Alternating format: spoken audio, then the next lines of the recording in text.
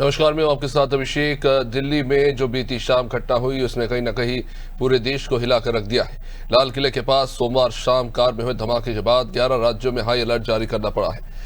ये शहर है दिल्ली, एनसीआर, हरियाणा, पंजाब, यूपी, तमाम राज्य जिनके नाम हम बता रहे हैं, बिहार, महाराष्ट्र, मध्य प्रदेश, राजस्थान, उत्तराखंड, गुजरात, छत्तीसगढ़, इन तमाम राज्यों के जो प्रमुख शहर हैं वहां पर व्यवस्था और सुरक्षा जो है बढ़ा दी गई है।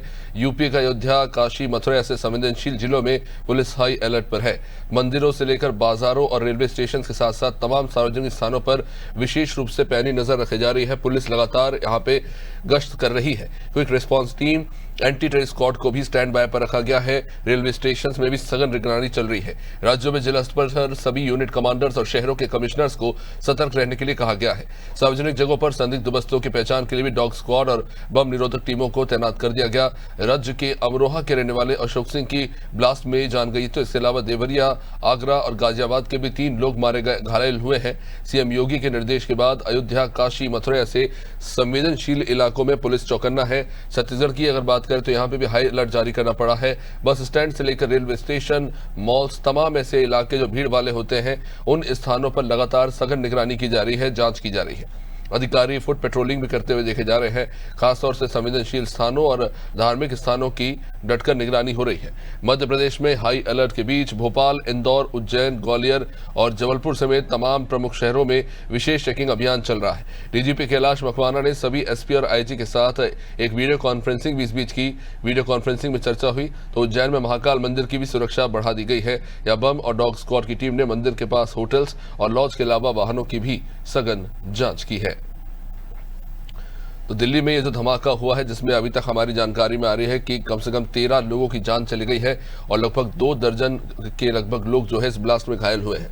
आप जैसा कि जानते हैं, इस ब्लास्ट का रेंज इतना ज्यादा था कि कई गाड़ियां क्षतिग्रस्त हो गई और बड़ी ही संख्या में लोग जख्मी हुए।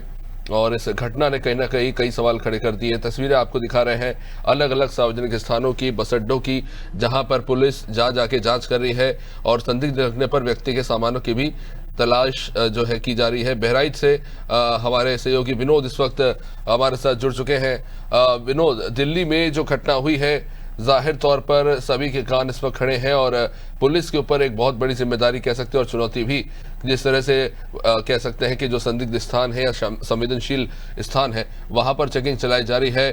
बहराइच चूंकि नेपाल बॉर्डर के पास भी पड़ता है और इस हमले में शामिल जो लोग हैं उनकी भी तलाश हो रही है, तो ऐसे में कह सकते हैं कि बहराइच इलाके में पुलिस के लिए एक और बड़ी चुनौती और जिम्मेदारी बन जाती है। निश्चित तौर पे अभिषेक, क्योंकि विस्फोट के बाद बहराइच पुलिस काफी अलर्ट हो गई और रात्रि में ही खुद जो इंडो नेपाल बॉर्डर के जो डिप्टी एसपी हैं प्रद्युम्न सिंह, वो और सशस्त्र सीमा बल के जवान बाकायदा बॉर्डर पर गश्त करते नजर आए। खुद हमारी उनसे टेलीफोन पे वार्ता हुई।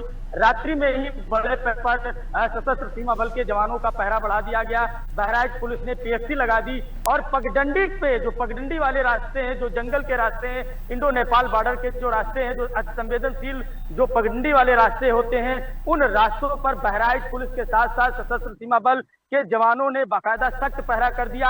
हर आने जाने वाले लोगों की सख्त तलाशी के साथ साथ चाहे वो साइकिल सवार हो या गाड़ी पर हो, उसकी बाकायदा उसकी सख्ती से जांच पड़ताल की जाती है। इसके बाद ही भारतीय सीमा में उसको एंट्री दी जाती है। अगर वो नेपाल जा रहा है तो उससे भी पूछा जा रहा है कि आप कहाँ के रहने वाले हैं। सिर्फ 2 देशों के नागरिकों को दोनों देशों में आने जाने की अनुमति इस वक्त है इंडो नेपाल बॉर्डर से, चाहे वो नेपाल का नागरिक हो या भारत का नागरिक हो। अब से कोटू विनोद, जैसा कि हम देख रहे हैं कि सघन अभियान चलाया जा रहा है और हमने देखा कि फरीदाबाद से लेकर तमाम अलग अलग राज्यों में कुछ ऐसे आतंकी गिरफ्तार हुए हैं जिनके पास से बड़ी संख्या में विस्फोटक भी बरामद हुआ है। इन सबके बीच में अब खासतौर से पुलिस के द्वारा ये भी कहा जा रहा है कि जो भी लोग किराए से रह रहे हैं उसके बारे में विशेष जानकारी होनी चाहिए और कहीं ना कहीं जानकारी ये भी आ रही है कि पुलिस भी खुद जाकर इस बात की तस्दीक कर रही है कि जो भी लोग रह रहे हैं अगर किराए से, तो वो लोग कौन है और उनके पास जो दस्तावेज होने चाहिए वो है कि नहीं। निश्चित तौर पर विषय, क्योंकि मुख्यमंत्री योगी आदित्यनाथ ने सख्त निर्देश दिए थे, क्योंकि उत्तर प्रदेश से जो गिरफ्तारियां हुई कहीं ना कहीं इसके बाद जो ये घटना हुई दिल्ली में, तो कई सवालिया निशान खड़े करते हैं। लेकिन मुख्यमंत्री के निर्देश के बाद यूपी का पुलिस विभाग, उत्तर प्रदेश की पुलिस काफी चौकन्नी हो गई और उत्तर प्रदेश के सभी संवेदनशील क्षेत्रों में रात्रि से ही भ्रमण, तलाशी अभियान हो या रास्तों पे चेक पोस्ट बढ़ाए गए हो, सभी मंदिरों की सुरक्षा बढ़ा दी गई है। हाई लेवल की सुरक्षा इस वक्त उत्तर प्रदेश में देखने को मिल रही है। खुद बहराइच के जो पुलिस अधीक्षक हैं राम नयन सिंह एक हाई लेवल बैठक करने जा रहे हैं। अभी इस वक्त इंडो नेपाल बॉर्डर पर जो वहां के कमांडेंट थे गंगा सिंह उदावत, उन्होंने पुलिस के साथ एक बैठक की है। वहां पर एटीएस की निगरानी रहती है क्योंकि इंडो नेपाल बॉर्डर की खुली सीमा रहती है। तो ऐसे में सुरक्षा एजेंसियां काफी सतर्क मोड पर है और होटलों की भी तलाशी ली जा रही है। बाकायदा इससे पहले भी होटलों के जो होटल संचालक थे उनको बहराइच पुलिस ने उनके रजिस्टर चेक किए थे। कई बार उससे निरीक्षण भी होता रहता है क्योंकि बहराइच पुलिस, ये जो रास्ता है बहराइच और नेपाल का जो रास्ता है, यहाँ पर कई आतंकवादी गतिविधियां इससे पहले भी रही है जिस पर बहराइच पुलिस व एटीएस ने बड़ी सफलता हासिल की है। यही माजिद मनिहार को भी एटीएस ने ढेर किया था। तो ऐसे में बहराइच पुलिस कोई लापरवाही नहीं बरतना चाह रही है, चाहे वो सशस्त्र सीमा बल के जो जवान हो या जो भी सुरक्षा एजेंसियां हैं, यहाँ काफी चौकन्नी है। और पैनी निगाहें के साथ साथ जंगल का जो इलाका है वहां पर ड्रोन कैमरे से निगरानी बढ़ती जा रही है कि जंगल के उस पगडंडी के रास्ते का सहारा लेकर कोई भारत विरोधी जो शरारती तत्व हैं वो भारत में कोई हिमाकत न करने पाए, उसको लेकर खुद वहां जो कमांडेंट है एसएसबी के 42 बटालियन के जो कमांडेंट है गंगा सिंह उदावत और प्रदुम्न सिंह जो डिप्टी एसपी है, क्योंकि डिप्टी एसपी प्रदुम्न सिंह रात्रि से ही इंडो नेपाल बॉर्डर पर गश्त कर रहे थे। अभी इस वक्त भी गश्त कर रहे थे क्योंकि इस वक्त बैठक होने जा रही है, एक हाई लेवल बैठक पुलिस की होने जा रही है। तो इस वक्त पूरे बॉर्डर पर सुरक्षा काफी तेज है। अक्षय कोट। विनोद बनेरिया आप हमारे साथ। चलिए, अमरेंद्र प्रताप सिंह हमारे साथ बने हुए इस वक्त सीधा राजधानी लखनऊ से। अमरेंद्र, दिल्ली से सटा हुआ है यूपी और जाहिर तौर पर हमें जानकारी भी मिल रही है इसको लेकर कि खास तौर से एक बड़ी जिम्मेदारी यूपी और दिल्ली पुलिस की बन गई है कि जो लोग भी शहर से निकल रहे हैं उन पर निगरानी रखी जाए, क्योंकि ये भी साजिशकर्ताओं के साथ शामिल हो सकते हैं। क्या इनपुट मिल रहा है जो सिक्योरिटी में पुलिस जुटी हुई है उनकी तरफ से, किस तरह के उनको निर्देश दिए गए? देखिए, यहाँ तक सवाल उत्तर प्रदेश की राजधानी लखनऊ का है तो 75 जिलों में यह जो शहर है यह सबसे महत्वपूर्ण इसलिए भी माना जाता है कि 403 विधायक यहाँ निवास करते हैं, उनके निवास सरकारी यहाँ होते हैं। 80 जो सांसद हैं उनका भी कहीं न कहीं कनेक्टिविटी राजधानी से रहती किसी के रूप में, उनके अपने ज्यादातर लोगों के प्राइवेट घर यहाँ राजधानी लखनऊ में है। इसके अलावा जो अन्य जनप्रतिनिधि हैं या अन्य अधिकारी हैं, इस सब की कनेक्टिविटी, इनका आना जाना लगातार राजधानी में रहता है। और क्योंकि आज वर्किंग डे है, मंगलवार का दिन है, तो विधानसभा हो या सचिवालय हो, बापू भवन सचिवालय हो या मुख्यमंत्री सचिवालय से लोग भवन कहते हैं, इन सब में कामकाज जारी है और बहुत ही संवेदनशील राजधानी इस लिहाज से है। यदि कोई घटना राजधानी में घटती है तो सरकार और प्रशासन और कानून व्यवस्था सब पर बड़े सवाल उठते हैं और नागरिकों की जान भी खतरे में पड़ती है। तो ऐसे में पुलिस कोई भी कोर कसर बाकी नहीं रखती है, लगातार सघन अभियान जारी है। विक्रांत सिंह जो कि डीसीपी हैं, उन्होंने हजरतगंज चौराहा से लेकर के और शहर के हर कोने तक जहाँ शहरी होता है वहां तक राजधानी लखनऊ की जो पुलिस है उसका जो एरिया है लखनऊ पुलिस कमिश्नरेट का, वहां पर हर जगह पर जहां भी कोई संदिग्ध व्यक्ति, संदिग्ध वाहन या संदिग्ध वस्तु दिखाई पड़ रही है उसका सघन चेकिंग अभियान जारी है। लोगों से पूछताछ भी की जा रही है, 4 पहिया वाहन की बहुत बड़ी चेकिंग जारी है। और इसके अलावा डॉक्टर शाहीन साहिब, जिनका नाम लोगों में आया है, जिन डॉक्टर्स के बीच में आया है, जिनको इस घटनाक्रम में संलिप्त पाया गया है, उनका घर यही खंडारी बाजार इलाके में राजधानी लखनऊ में है और वहां पर भी छापा है। सीबीआई और पुलिस की संयुक्त टीम ने वहां पर एटीएस के साथ मिलकर छापेमारी की है और लगातार वहां पर चेकिंग जारी है। क्या कुछ निकलेगा वहां, क्या कुछ संदिग्ध वस्तुएं या विस्फोटक या अन्य सामग्री या कोई दस्तावेज वहां से मिलेगा, वो भी बहुत जल्द हमारे दर्शकों के सामने होगा। लेकिन फिलहाल उत्तर प्रदेश की राजधानी लखनऊ में पुलिस, एटीएस और सीबीआई इन सब का सघन चेकिंग अभियान साझा रूप से जारी है। राजधानी बिल्कुल एकदम रेड अलर्ट में है। कहीं पर भी कोई भी संदिग्ध वस्तु, संदिग्ध वाहन, संदिग्ध व्यक्ति दिखाई पड़ रहा है तो उससे पूछताछ की जा रही है। देखा जा रहा है कि कहीं कोई चीज ऐसी न हो जो खतरनाक हो, नागरिकों के हित को नुकसान पहुंचाने वाली। अभिषेक, अमरीद, सवाल ये है कि जानकारी ये भी मिल रही है कि सार्वजनिक स्थानों पर तो सुरक्षा बढ़ाई गई है, लेकिन धार्मिक स्थानों पर विशेष ध्यान दिया जा रहा है। आगरा गाजियाबाद से लेकर जो प्रमुख पर्यटन स्थल है, प्रमुख धार्मिक स्थल है, अयोध्या में जबरदस्त तरीके से सुरक्षा बढ़ाई गई है। क्या कारण इसके पीछे? बिल्कुल, जैसा देखिए अभी विनोद जो कि बहराइच के हैं बता रहे थे, जो बॉर्डर से लगे हुए इलाके हैं वहां पर बहुत मुस्तैद है सिक्योरिटी एजेंसी। इसी तरह जो धार्मिक स्थल उत्तर प्रदेश में है, चाहे वो अयोध्या हो, काशी विश्वनाथ हो, मथुरा हो, चित्रकूट हो, विंध्याचल मंदिर हो, नैमिषारण्य धाम हो, या अन्य जो धार्मिक पर्यटन स्थल है उन सब पर विशेष रूप से निगरानी इसलिए रखी जा रही है कि जो मॉड्यूल में जिन लोगों का नाम आया है, जिस प्रकार के लोग हैं और उनके पीछे जुड़े हुए जो लोग हैं, वो आतंकी संगठन ज्यादातर ऐसे धार्मिक स्थलों को निशाने पर लेने का प्रयास करते रहे पूर्व में भी। तो उस सब इतिहास और हिस्ट्री देख करते हैं, पुराना जो जानकारी है उसके आधार पर पुलिस ने धार्मिक स्थलों पर विशेष सुरक्षा व्यवस्था की है। हिंदू धार्मिक स्थलों पर सुरक्षा व्यवस्था तो है ही, लेकिन अन्य जो पर्यटन स्थल है या अन्य धार्मिक स्थल है उनको भी पूरी तरह निगरानी रखा गया है कि कोई भी अपनी घटना घटे ना, ताकि वो घटना नागरिकों को नुकसान पहुंचाए या किसी की भावना को ठेस पहुंचाए। इस बार उत्तर प्रदेश पुलिस पूरे मिशन मोड में एटीएस के साथ मिलकर एसटीएफ को भी यूज किया गया है और सीबीआई, ये सब मिलकर के लगातार पूरे प्रदेश में हाई अलर्ट के माध्यम से सघन चेकिंग अभियान जारी है। और राजधानी के खंडाली बाजार इलाके में जहां शाही शाहिद का ताल्लुक पाया गया है वहां पर अलग से छापेमारी हुई है और बहुत जल्द उसके भी इनपुट सामने होते हैं। क्या कुछ वहां पर मिलता है, क्या दस्तावेज या क्या विस्फोटक सामग्री या क्या कोई संदिग्ध वस्तु या उनसे जुड़ी हुई कोई चीजें वहां पर पाई जाती हैं, ये भी बहुत जल्द हम दर्शकों को बताएंगे। अभिषेक, निश्चित रूप से अमृत, बहुत बहुत शुक्रिया जानकारी के लिए, आप बने रहिए हमारे साथ। तो चलिए अब सीधा रुख करेंगे मध्य प्रदेश की राजधानी भोपाल का।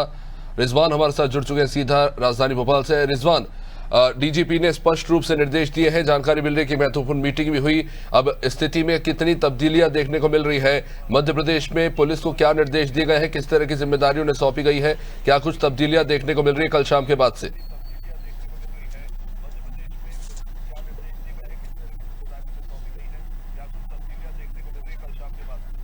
देखिए अभिषेक, बड़ा दर्दनाक हादसा है और मध्य प्रदेश के डीजीपी कैलाश मकवाना ने सभी अधिकारियों की जो है वीडियो कॉन्फ्रेंस ली इस घटना के बाद और उनसे कहा गया जितने भी धार्मिक स्थल हैं, रेलवे स्टेशन है, बस स्टैंड है और तमाम जो ऐसी संवेदनशील जगहें हैं उन पर जो है सबसे पहले जाकर चेकिंग अभियान चलाएं ताकि जो भी संदिग्ध लोग हैं उनको पकड़ा जा सके और एक बड़ी कार्रवाई की जा सके।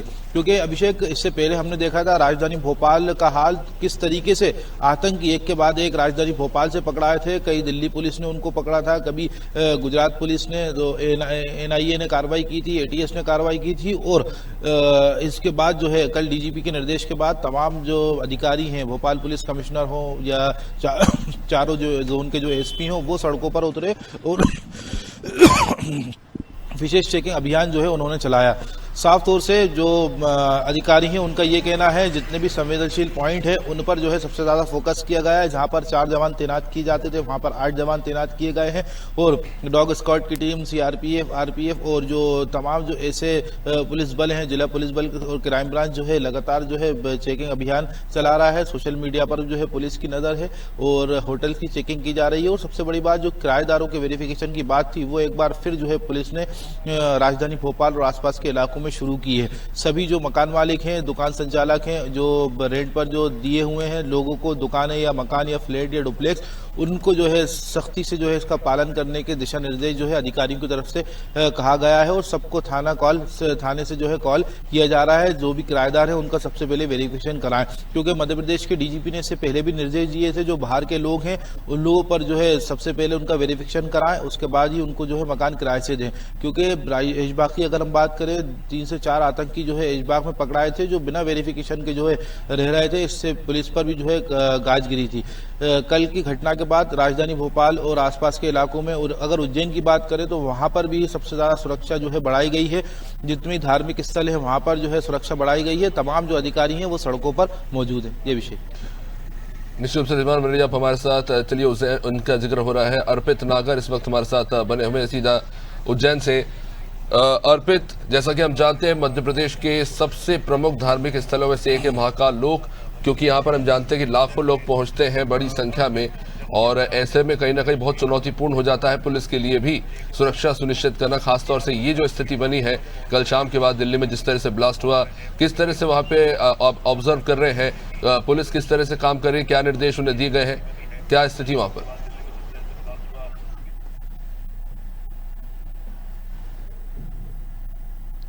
अर्पित, ऑडियो अनम्यूट कर लीजिएगा प्लीज।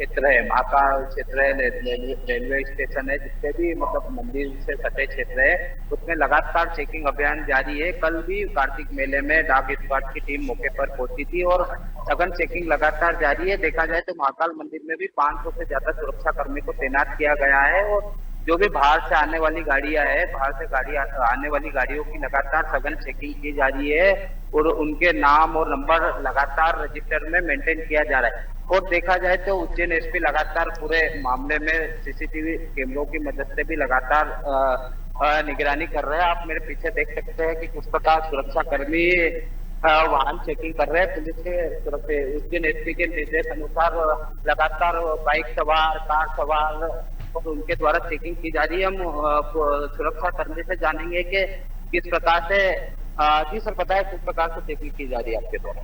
वरिष्ठ अधिकारियों के निर्देशन में वाहन संगीतों की वाहन चेकिंग लगातार की जा रही है। जैसा कि अभिषेक आपने सुना होगा कि वरिष्ठ अधिकारियों के निर्देश पे लगातार वाहन चेकिंग की जा रही है और कल से रेलवे स्टेशन है, महाकाल मंदिर है और जितने भी जो बाहर के श्रद्धालु महाकाल मंदिर में पहुंच रहे हैं उनकी लगातार जैसे होटल संचालकों द्वारा रजिस्टर मेंटेन और उनसे पूरी जानकारी ली जा रही है कि कौन सा श्रद्धालु कहाँ से आ रहे हैं और क्या उनके आधार कार्ड और वेरिफिकेशन की पूरी जानकारी अभिषेक उनके द्वारा ली जा रही है। निश्चित रूप से बेहद जरूरी है। इस वक्त जो स्थिति बनती हुई नजर आ रही है बेहद संवेदनशील ये पूरा मामला है। अर्पित बने हमारे साथ। चलिए उज्जैन से हमारे साथ थे अर्पित नागर। अब सीधा रुख करेंगे, कुलभूषण हमारे साथ जुड़े हुए हैं सीधा राजधानी रायपुर से छत्तीसगढ़ की। कुलभूषण, जाहिर तौर पर कुल 11 राज्यों में हाई अलर्ट जारी किया गया है और उसमें से एक राज्य छत्तीसगढ़ भी है। राजधानी रायपुर में इस वक्त किस तरह से पूरे मामले को संभाला जा रहा है, क्योंकि हम जैसा कि देखते हैं कि नक्सली समस्या तो अपनी जगह पर है, लेकिन इसके बाद ये जो आतंकी घटना हुई है उसके बाद कहीं ना कहीं पुलिस के लिए एक बहुत बड़ी चुनौती बन गया है। कुलभूषण,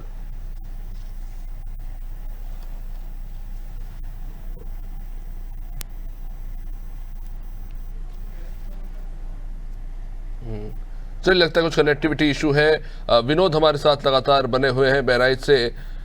विनोद, देखिए जब ऑपरेशन सिंदूर हुआ था उससे पहले जो आतंकी घटना हुई थी और उसके बाद हमने देखा था कि किस तरह से स्पष्ट निर्देश दिए गए थे केंद्रीय गृह मंत्रालय के द्वारा सभी राज्यों के गृह मंत्रालयों को कि सघन जांच अभियान चलाइए, कौन आपके मोहल्ले और इलाके में रह रहा है।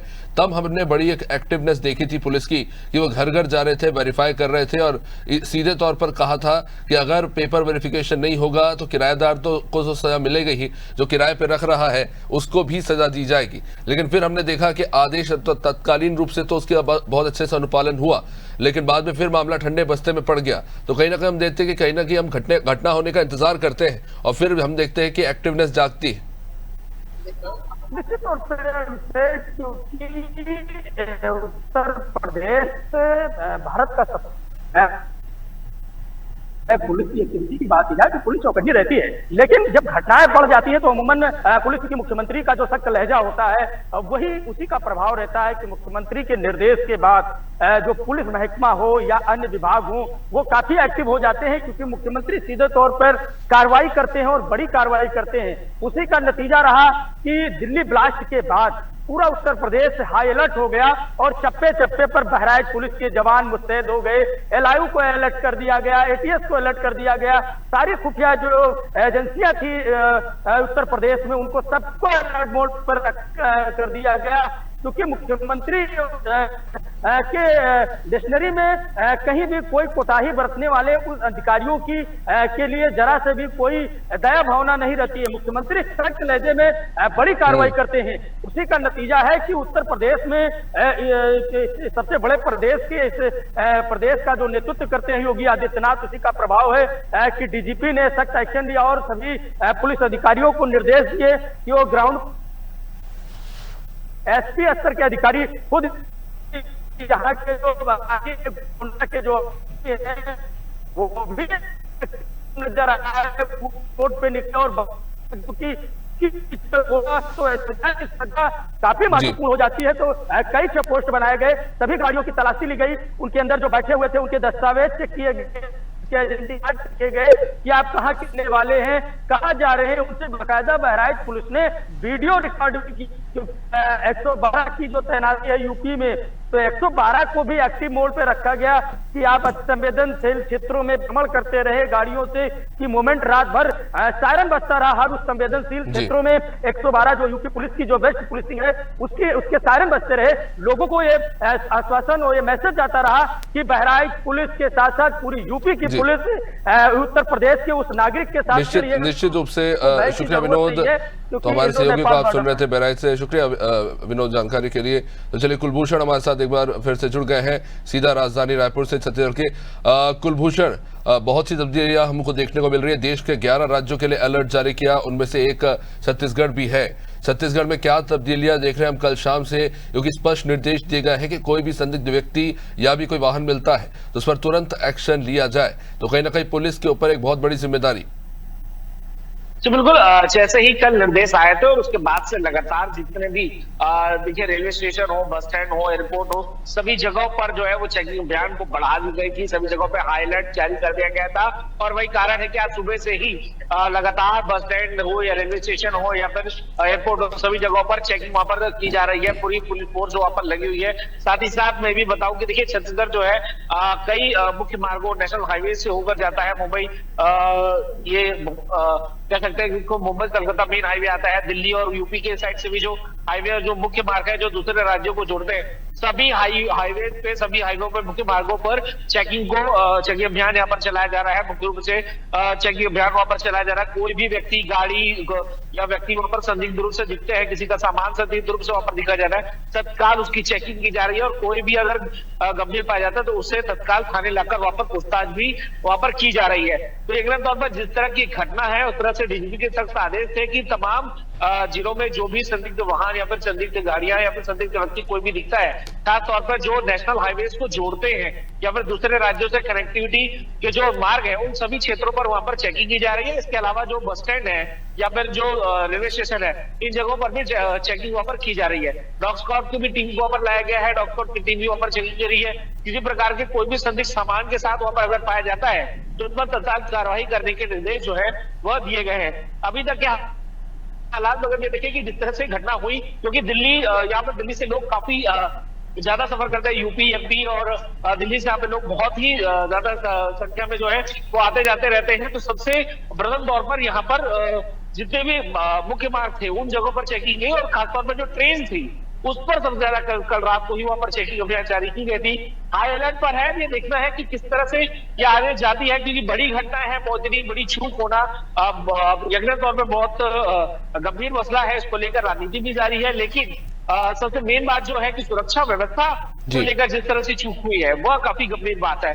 ये लगातार जारी है, ये देखना है कि इसके किस तरह करते हैं और आगे क्या इसके परिणाम निकलते हैं या कब तक कौन से वो नाम है जो इसमें सामने आते हैं, ये देखने वाली बात है। जी बहुत बहुत शुक्रिया कुलभूषण जानकारी के लिए। तो देखिए बहुत बहुत शुक्रिया आप सभी का। देखिए हमारे जितने भी सहयोगी रिपोर्टर्स हैं वो सीधा ग्राउंड से आपको सच्चाई बता रहे हैं।